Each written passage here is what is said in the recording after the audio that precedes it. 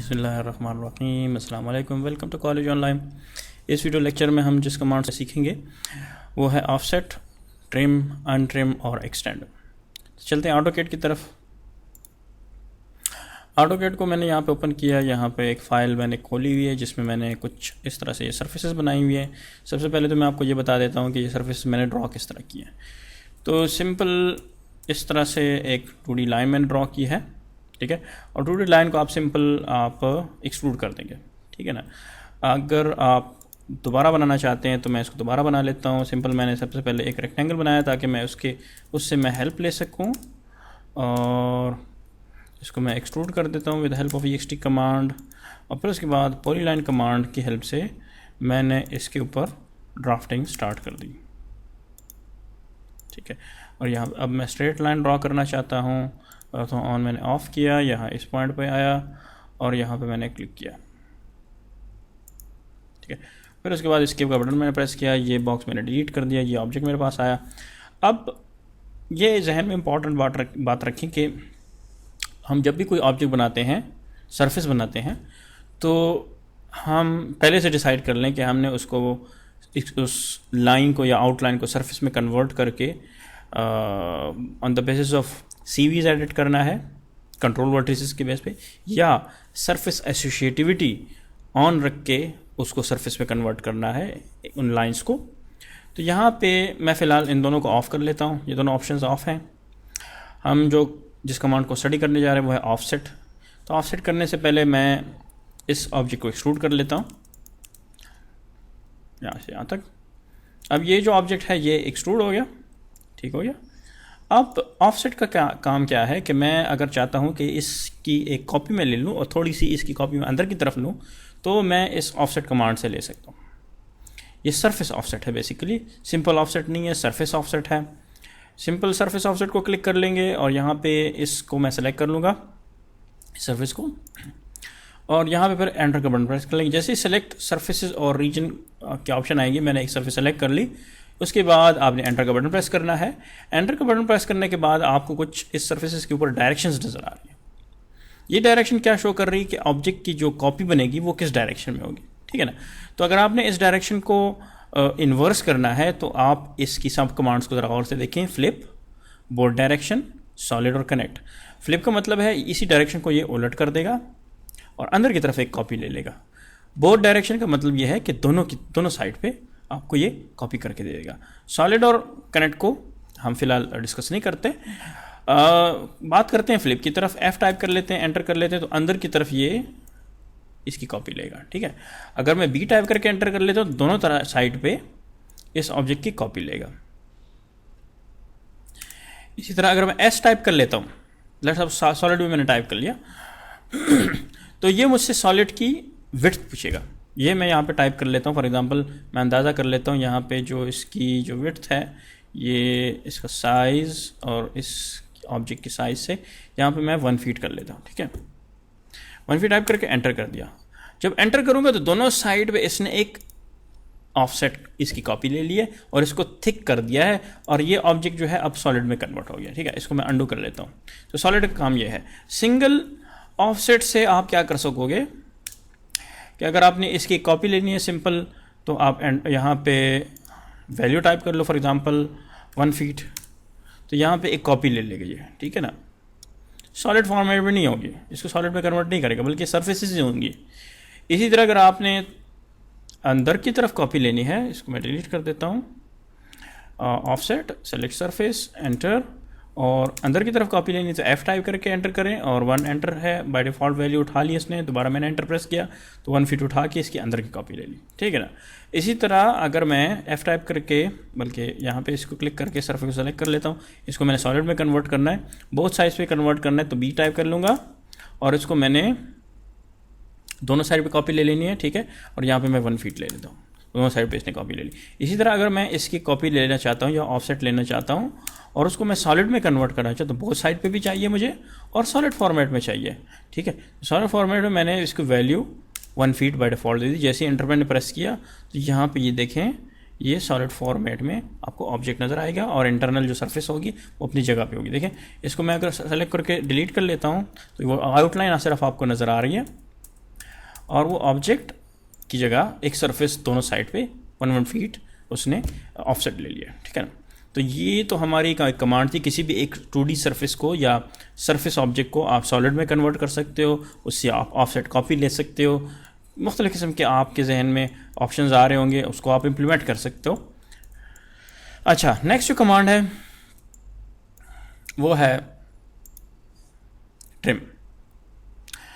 तो ट्रिम क्या काम करता है, इसको पहले इस्तेमाल कर लेते हैं।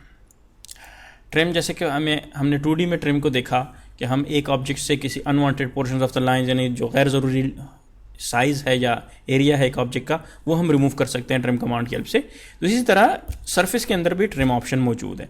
जब आप सरफेसेस में काम करते हो, फॉर एग्जांपल सरफेस एसोसिएटिविटी मैं ऑन कर लेता हूँ और यहाँ पे मैं फ़िलहाल पॉलीलाइन ड्रॉ कर लेता हूँ, ठीक है। और जैसे कि यहाँ पे मैंने ड्रॉ किया, ठीक है, ये भी एक पॉलीलाइन है। अब इसको मैंने सरफेस में कन्वर्ट कर देना है। तो यहाँ पे सिंपल इनको मैं सेलेक्ट कर लूँगा इस तरह से और प्लेनर को मैं क्लिक कर लूँगा तो ये सरफेस में कन्वर्ट हो जाएगा। सरफेस एसोसिएटिविटी जब ऑन होगी तो इसका मतलब ये है कि जब आप इस ऑब्जेक्ट को सेलेक्ट करेंगे तो इसके छोटे छोटे आपको डॉट्स नज़र आएंगे और उन डॉट्स को जब आप मूव करेंगे तो उसके हिसाब से ये ऑब्जेक्ट मूव होगा। हम बात कर रहे थे ट्रिम की।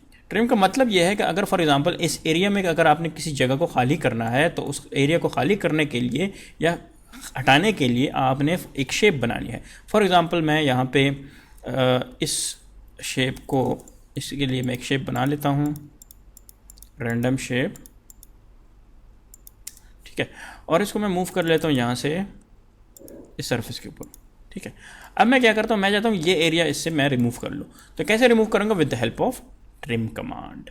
तो ट्रिम कमांड के लिए मैं क्या करता हूँ, इस ऑब्जेक्ट को मैंने सेलेक्ट किया। सेलेक्ट करने के बाद आपको कमांड लाइन पे कहेगा सेलेक्ट सर्फेसेस और रीजन टू ट्रिम। मैं इस सरफेस को ट्रिम करना चाहता हूँ, इसको मैंने सेलेक्ट कर देना। फिर मुझे कहेगा आपने जो सर्फेसेस है वो सेलेक्ट कर ली। उसके बाद मैं एंटर का बटन प्रेस करूँगा। एंटर का बटन प्रेस करने के बाद आपसे पूछेगा ऑटोकैड सेलेक्ट कटिंग कर्व्स, यानी जिन लाइंस को आपने यूज़ करना है कटिंग के लिए उन लाइंस को सेलेक्ट करें, ठीक है ना। तो मैं यहाँ पे आके यहाँ पे इस एच को सेलेक्ट कर लूँगा, ठीक है। और फिर उसके बाद यहाँ पे मैं एंटर का बटन प्रेस कर दूँगा। अब मुझसे पूछ रहा है सर एक एरिया टू ट्रिम, जिस एरिया को आपने रिमूव करना है उस एरिया को क्लिक कर लो। मैं इंटरनल एरिया को क्लिक कर लूँगा क्योंकि मुझे यहाँ पे इंटरनल एरिया को रिमूव करना है, तो यहाँ पे मैं क्लिक कर लूँगा। जैसे ही क्लिक करूँगा तो ये एरिया ऐसे रिमूव हो जाएगा, ठीक है ना। अब इसमें फ़ायदा यह है कि जब मैं इस आउटलाइन को मूव करता हूँ तो ऑटोमेटिकली वो एरिया भी इसके साथ जो कटेड है वो भी रिमूव हो रहा है, ठीक है ना। ये जहन में रखें। इसी तरह अगर मैं इसको मॉडिफाई करता हूं तो अंदर से वो एरिया वैसा ही मॉडिफाई हो रहा है, समझ आ रही है। अच्छा, अगर मैं इसकी कॉपी लेता हूं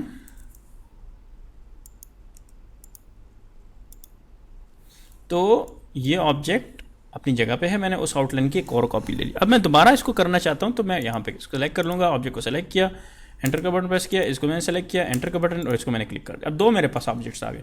आप एक से ज़्यादा भी डिफरेंट शेप्स ट्रिम कर सकते हैं।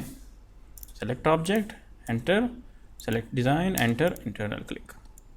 तो ऐसे आप किसी भी ऑब्जेक्ट से किसी भी एरिया को रिमूव कर सकते हैं, ठीक है ना। दूसरी इंपॉर्टेंट चीज़, ये जो ऑब्जेक्ट है ये सरफेस फॉर्मेट में है, ठीक हो गया।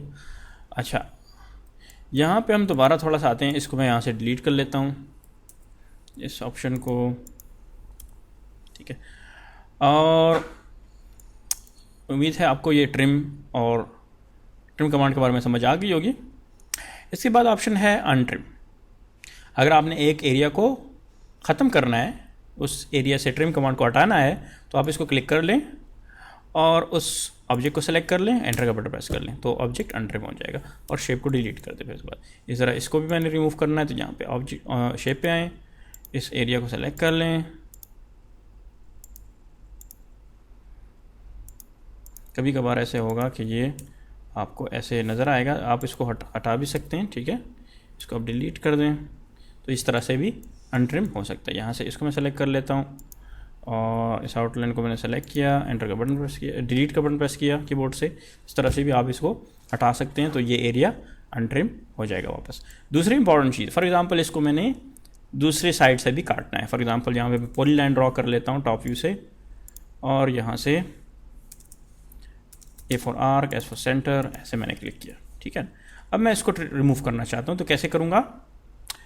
और इसको मैं रिमूव करने के लिए आऊँगा यहाँ पे ट्रिम, ऑब्जेक्ट को मैंने सेलेक्ट किया, एंटर का बटन, इस ऑब्जेक्ट को सेलेक्ट किया, एंटर का बटन, और यहाँ पे इसको मैंने क्लिक कर दिया, ठीक है। समझ आ गई? इसकी बजाय अगर मैं इसको एक्सट्रूड करता हूँ और अब मैं ट्रिम करता हूँ, तो trim, select object, enter, select surface, enter. अब यहाँ पे देखें, दोबारा देखें, सेलेक्ट सरफेस, और फिर उसके बाद एंटर, सेलेक्ट कटिंग कर्व और सरफेस, इसको मैंने सेलेक्ट किया, और यहाँ पे जब मैं एंटर का बटन प्रेस करूँगा, फिर उसके बाद मैं यहाँ पे क्लिक कर लूँगा, तो ये एरिया इस तरह रिमूव हो जाएगा, ठीक है ना। अब जब मैं इसको मूव करता हूँ तो ये सरफेस ऐसे मॉडिफाई हो रही है। मैं चाहता हूँ कि ये सरफेस मॉडिफाई ना हो, बल्कि ये अपनी इस कट पोर्शन को बरकरार रखे। तो उसके लिए आपने क्या करना है, आपने सरफेस को सेलेक्ट करना है और यहाँ पे प्रॉपर्टीज़ भी आना है। प्रॉपर्टीज़ पैनल कैसे खुलेगा, इसके ऊपर राइट क्लिक करें। यहाँ पे पहले इसको मैं बंद कर लेता हूँ, इस ऑब्जेक्ट को मैं सेलेक्ट किया, राइट क्लिक किया, प्रॉपर्टीज़ के ऊपर क्लिक करें तो आपके सामने प्रॉपर्टी पैलेट खुल जाएगा। फिर उसके बाद आप नीचे आ जाएंगे ट्रिम के अंदर, और यहाँ पे सेलेक्ट कर लें एसोसिएटिव ऑफ ट्रिम, आप नन कर लें, और फिर उसके बाद आपने इस ऑब्जेक्ट को जब मूव करेंगे, यहाँ से इसको मूव कर लेता हूँ, तो ये एरिया आपका कटेड ही रहेगा। इसके साथ जो एसोसिएटिविटी थी वो इसने ख़त्म कर दी है। आप इस एरिया को दोबारा से रोटेट कर सकते हैं, ठीक है। मैं चाहता हूँ थोड़ा सा किसी और जगह पे भी इसी डिज़ाइन को मैं इस्तेमाल करूँ, तो इसकी मैं कॉपी ले लेता हूँ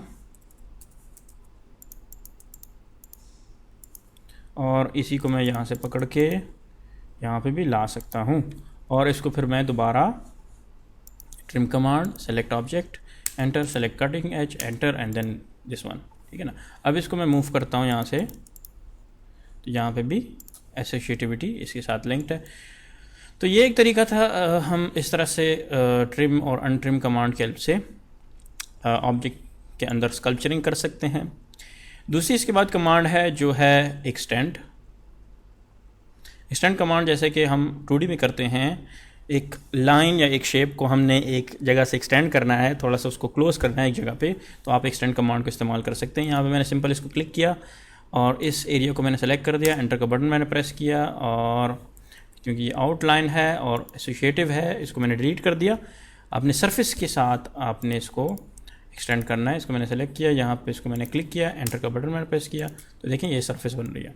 सरफेस की अपनी प्रॉपर्टीज़ है, इसको मैंने क्लिक किया, आईएसओ लाइंस 5 कर लेते हैं, तो नंबर ऑफ सेगमेंट्स 2 कर लें, तो इस तरह से आ जाएगा 4। अच्छा, तो एक्सटेंड कमांड से हम क्या कर सकते हैं, इस एरिया को ऐसे एक्सटेंड कर सकते हैं, किसी भी एक सरफेस को ऐसे बढ़ा सकते हैं, ठीक है ना। और यूनियन अगर आप इस्तेमाल करना चाहते हो, इसको यूनाइट भी कर सकते हो, एक सरफेस बन जाएगी। आप यूनियन कमांड से इन सारों को with the help of Uni command, देखें यूएनआई एंटर, आप इन सारी सरफेसेस को कंबाइन भी कर सकते हैं। तो इस वीडियो में हमने कौन कौन सी कमांड सीखी, ऑफसेट कमांड और ट्रिम, अनट्रिम और एक्सटेंड। इस वीडियो में यहाँ तक ही, मिलते हैं नेक्स्ट वीडियो में।